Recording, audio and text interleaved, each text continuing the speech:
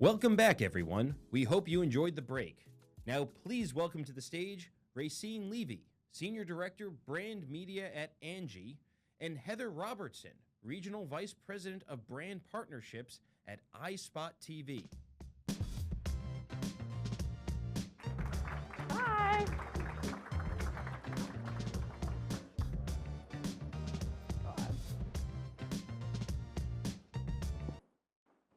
Hi, everyone. Hi, everyone. All right, so for today, I actually want to start us off by going back in time a little bit. Yeah. A few years ago, Angie's List rebranded to Angi. So take us through that time and how you've evolved your brand media approach since then. Right, so Angie's List was founded in 1995, and it started as a platform to connect customers with reliable service professionals and contractors. Our founder, Angie Hicks, who's also right now our COO, and she's the star of all of our commercials, which we'll talk about in a bit, moved to Ohio, and she found it really difficult to find trustworthy contractors and began gathering feedback on these contractors. She actually went up to these different contractors' doors and kind of made like a yellow page for contractors in a directory. So this was really the start of the internet, and we're really the first to do this of its time in the 90s. I don't know if everyone remembers Angi on TV during your daytime talk shows, but that's really where this idea kind of started. Fast forward in the spring of 2021, we rebranded from Angie's List. We dropped the list. We're more than just a list. We're really your home for everything home, and we're in the home improvement business, giving homeowners a way to find skilled professionals to get the jobs done well, in a way to directly book, pay, and source their contractor through the app and website. So with the rebrand, we wanted to make sure that with our logo rebranding, our tone rebranding, our creative rebranding, that our brand media strategy really followed. And iSpot was very pivotal during the rebrand to understand how to test into some of these new channels. Historically, we really relied on direct response and broadcast TV to target more Generation X baby boomers. But with the rebrand, we were going a little bit more millennial. We were focusing more on these younger homeowners. So we really diversified our creative mix, but also our media mix, testing into channels like CTV, podcasts, audio streaming. We touched a little bit on influencer, out of home, really testing to see what kind of stuck with this new homeowner, especially in a year after COVID where homeownership rate was up. And iSpot, with the partnership, was able to see what performed well in terms of revenue for the brand, but also in terms of unaided and aided awareness. So you'll see with our rebrand commercial, it had a really new look to it. Previously, we really did more of like a direct response, classic CTA.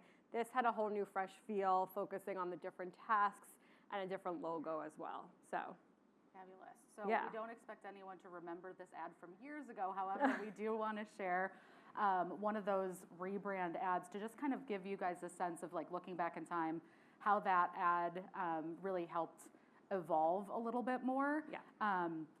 So we'll go ahead and play that for you here too. Yeah, we really wanted to focus on that Angie's List. We dropped the list. We're more than just a list, and that we are that platform that anyone can come to get your TV mounted, your pool installed, kitchen renoed.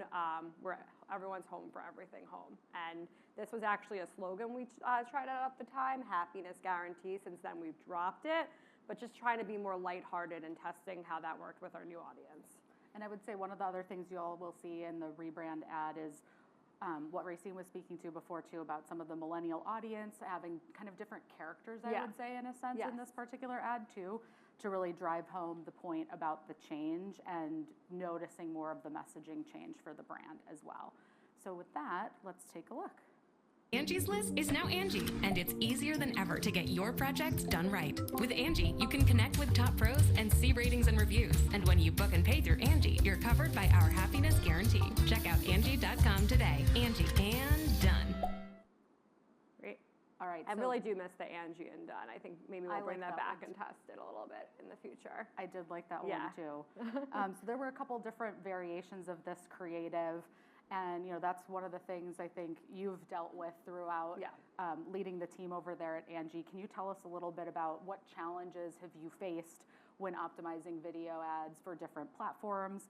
And how do you ensure that cohesive brand message across all media? You talked about a couple different channels you all were testing into and things like that as well. Yeah, I think with the rebrand, what we learned, especially during the rebrand, we had a new CMO, was really not to get nervous about testing not only what media works and sticks well with this new customer, but also what creative works. So although it was challenging to see what stuck, we really were in the test vision for 2021, really through 2023. There was a couple of new concepts we threw out there. We hopped on the ASMR trend. I wouldn't say it was so successful because we didn't see positive response rates, but that definitely helped us with unaided and aided awareness, which was really important for us at the time, educating everyone that Angie's List is now Angi. We also introduced an ad a couple of years ago called Angi That. It actually there was a jingle. I don't know if you guys heard it. You can do this while you Angi That. It was so popular that I was actually bringing my niece to school the other day, and her little friend was like, wait, you're Angi? You can Angi That. And just the fact that it was resonating, even with like a 6-year-old, because they're watching Nickelodeon with their mom, felt like we were kind of getting into that new customer. Obviously, the 6-year-old isn't our customer yet, maybe in the future, but hopefully her mom would be that.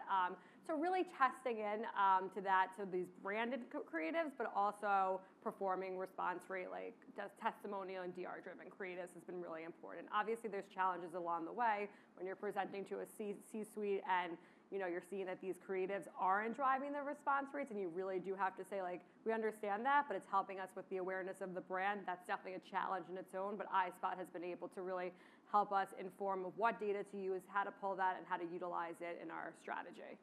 I love that, and let's talk a little bit more about what we were just getting at there, too, in terms of leveraging iSpot for cross-screen measurement. Yeah.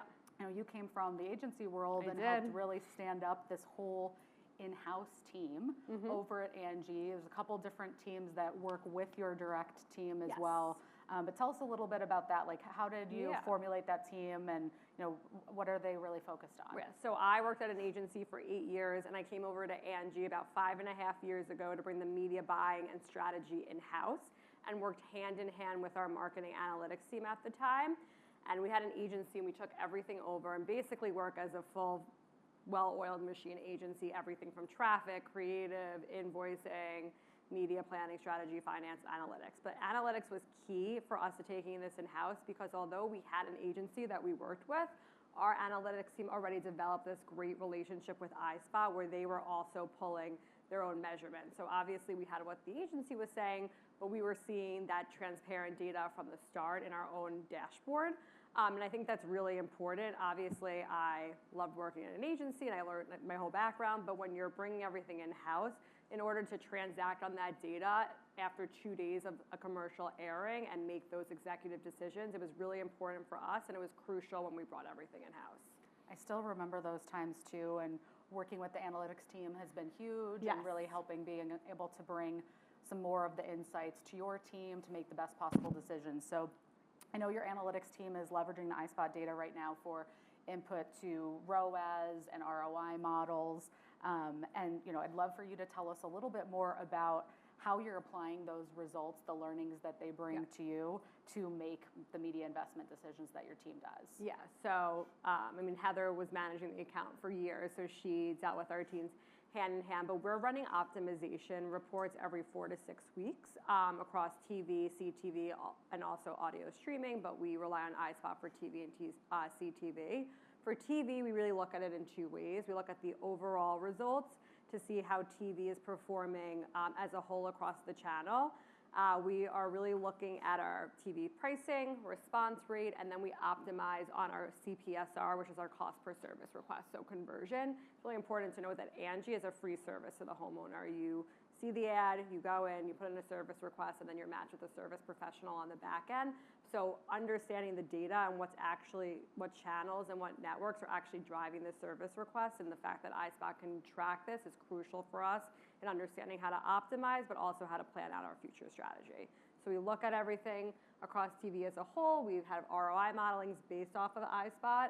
And then secondly, we go into the nitty-gritty where we go in from the day part to network level of what's performing well. So every 6 weeks, we're taking the underperforming media and optimizing into the top performing media, or we're actually having these conversations with the networks because, again, we are in-house. We have all the data in front of us to say, like, hey, this pricing isn't really working. Yeah. Maybe you can come down X%, and then we'll see a higher response rate, and that will, pricing will offset the negative CPSR, and that's really helpful, and that's a key negotiation point that we've used, especially bringing everything in-house with the vendors, and they really appreciate our transparency. And they're like, who are you working with? And then it's iSpot, and there's some back and forth there. But the fact that we have that data to optimize has been really key for us and helps us drive revenue. Yeah, absolutely. And I know we've met a couple times with your team, with some of those media partners to just discuss a little bit more if they have any questions about it. But to your point, them being able to have access to that same level of transparency, I think, has helped your team, from what I've seen at least, with some of those different negotiation tactics. Yeah. So that's great. Kind of going back to what you were saying about like getting into a little bit of the nitty-gritty here, are there any key learnings from a recent campaign that you can maybe share with us? Yeah, so we historically, like I mentioned, relied on direct response, spots and dots across Fox News, Ion's, Hallmark, which performs really well for us. Like that is definitely where we're seeing the best bang for our buck. But during the rebrand, CTV played a significant role for Angi, and it was a key goal for us to reach these new customers. We knew that millennials were the fastest generation of buying homes, especially in a year after COVID, and we also knew these millennials were cord cutters. We have MRI Simmons, and we understood like where they're actually consuming their media. So we wanted to make sure that we were hitting them at the right time of making this like key life decision. Buying a home is the most expensive probably decision you're going to make. I don't own my home. I'm from New York City. I overpay for I overpay for my studio apartment a couple blocks down. But hopefully when I do, I could use Angi. But we know that they're watching CTV, so we took a look at our TV buy, kind of what would make sense, and we really started testing. Previously, we bought one vendor, but we started really testing into the CTV space. We started out with CBS, NBC. At the time, there was no Peacock, Roku, Hulu, and started to just throw some strategy together for CTV, see how it complemented TV, and gave it a 6-week to 12-week test. And we actually saw it started to perform well. Obviously, it's more expensive than TV, so the CPSR weren't as efficient, but we were able to gather data to understand the ROI within that channel itself.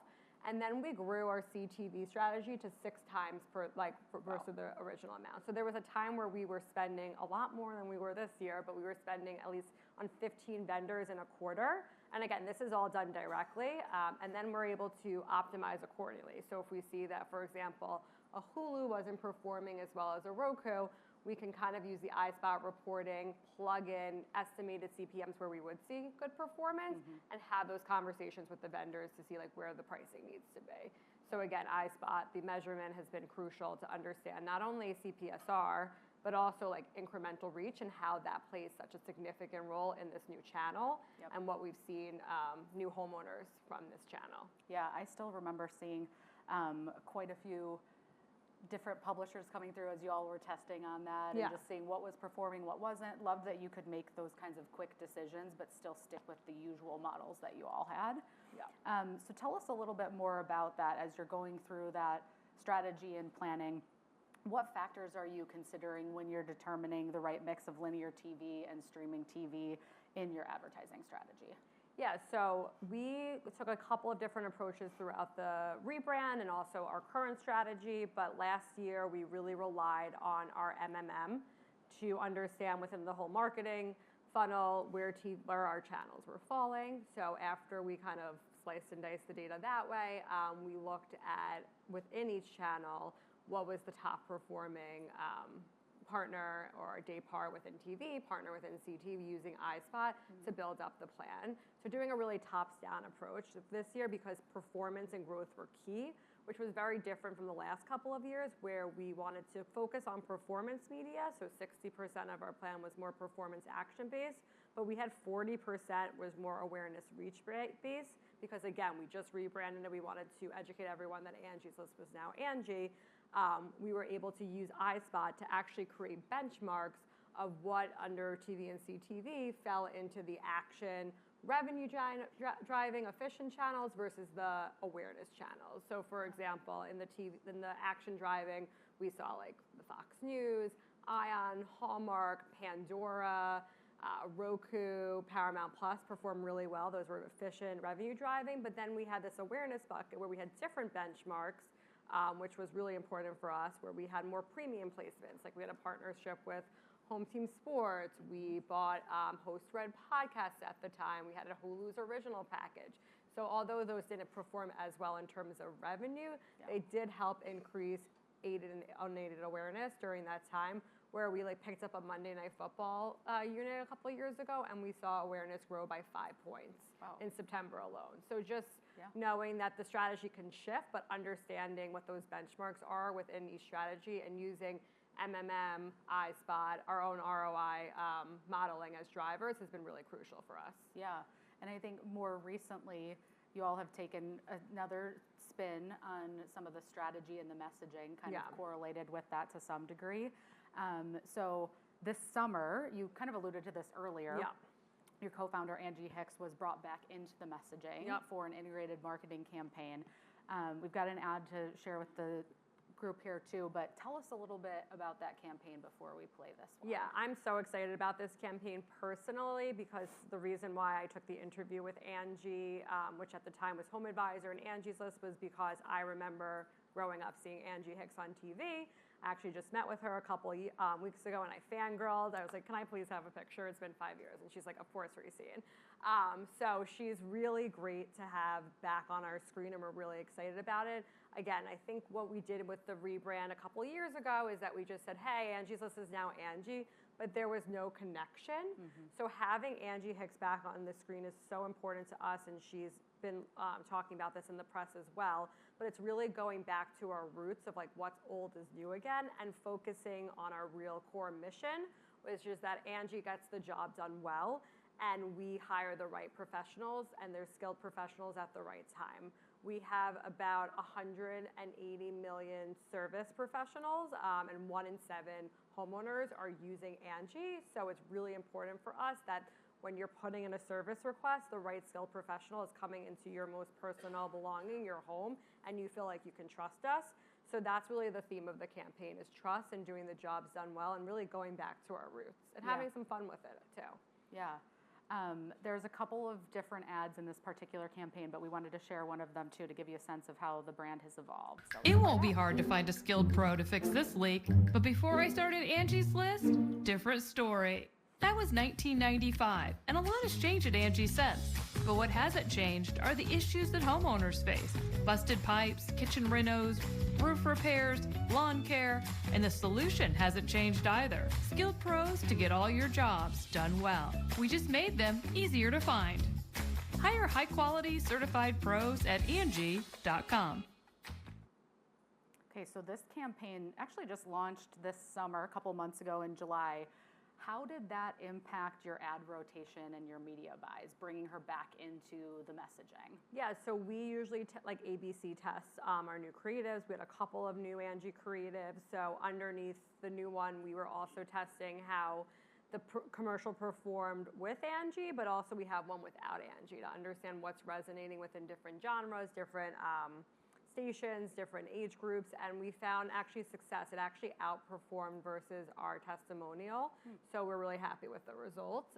And then we have actually another creative, which we'll talk about in a few slides, that we're running on test on as well. So we're really trying to see what sticks, and although it is scary to continuously launch new creatives, I feel like we have the right story now at the right time to kind of drive it home, and bringing it back to the roots was something we've been wanting to do for years now, so we're really happy with the results. Yeah, I'm so glad to hear that. I mean, this one too, talking about your rebrand, where there was more of that focus on the millennials and new homeowners. Have you found that these ads have resonated best with a certain target audience? Yeah, so we actually found that the Angi ones definitely performed a little bit better with that older skewing audience. I think that's because of they probably recognize Angi from the 90s when they were watching the same stations. But with our new ads, what we found that although maybe response rates weren't as good as these ads, they are performing better with some of the younger skewing media. So some broadcast, sports, some CTV.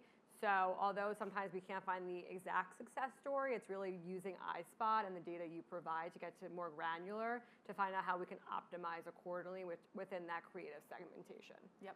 Yeah. And can you maybe take us through some of the key learnings so far with this new refreshed sort of brand media approach in 2024? Right. So for 2024, we're really based off performance. We're buying a lot of tried and true direct response stations, very efficient CTV, very efficient audio streaming. And then with that, we have more direct response, testimonial, CTA-driven creatives. So we're performance first in our commercials and our brand media. A couple months ago, a new idea that an agency we're working with came for a new brand creative. And at the time, I was a little nervous because, I was taught if we have a brand creative, we have to have the right brand media backing it. We had no broadcast really, no high reach, no sports. And I recommend let's test it and see how it goes. There's no CTA on this commercial. It's not really a DR commercial. And actually, we just pulled results 3 weeks ago, and it is outperforming our Angi commercial and our testimonial. So while we thought it wouldn't perform as well in terms of response rates and conversion, it's actually outperforming. I think it was by like 10%. Don't quote me on that, but which is huge for us to see. And we're really happy to see that even with brand creatives, we're getting new users to the site, and they're also putting in a service request, so our conversion rates are higher. So kind of goes against my hypothesis that maybe this won't perform as well, but it is. So I'm excited to share that creative and also hopefully use that data to build a new brand strategy for 2025, which hopefully will include some more premium awareness media. Yeah, so let's take a look at this one too. It's got a very different look and feel from the last one we shared, but kind of gives you a sense of what Racine was just talking about there too. Welcome to the internet, a magical place where anyone can be anything they want to be. I'm pretending to be an elderly man's bank. Yeah, you are. I'm a doctor who has what you need to see real results. Fantastic. And I said I could remodel a kitchen. Wait, you can't? On the internet, I can. Don't leave your job to an unfiltered internet search. Angi has 30 years of experience finding the best pros. Angi, jobs done well. So again, bringing back a little bit of a jingle. It's not telling you to go to the site and put in a request, nothing like that, but it actually is performing so well, and we've got a lot of positive feedback from it. Well, and I think it's a good example too, being able to see those two in succession as part of the same type of campaign in a sense of really highlighting the skilled workers, but completely different type of messaging. Exactly. So you're clearly doing a lot of testing. Have you tested different ad formats, like short form, long form? If so, are there some insights that you can share about that too? We're running usually it's like a 60-40, 70-30, 15-30s. We see 15s tend to perform better, higher response rate, more frequency there. We tested 60s on YouTube before. More of an awareness play, but yeah, definitely continue to test and see what sticks. And then our social team also takes different cuts of our commercials and they blast them on Facebook and TikTok as well. Yeah, makes sense.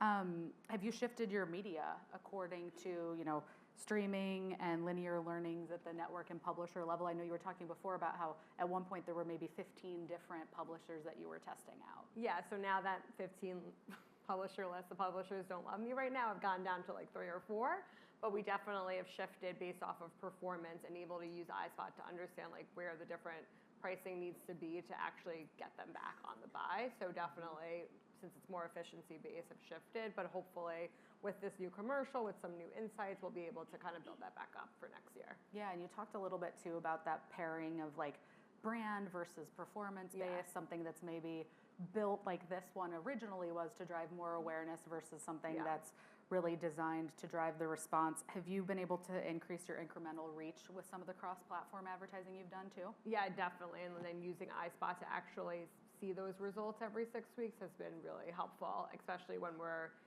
asking for sign off with our CFO for budgets, just to show that reach increase and performance and funneling up to the ROI has been really helpful. Yep. Yeah.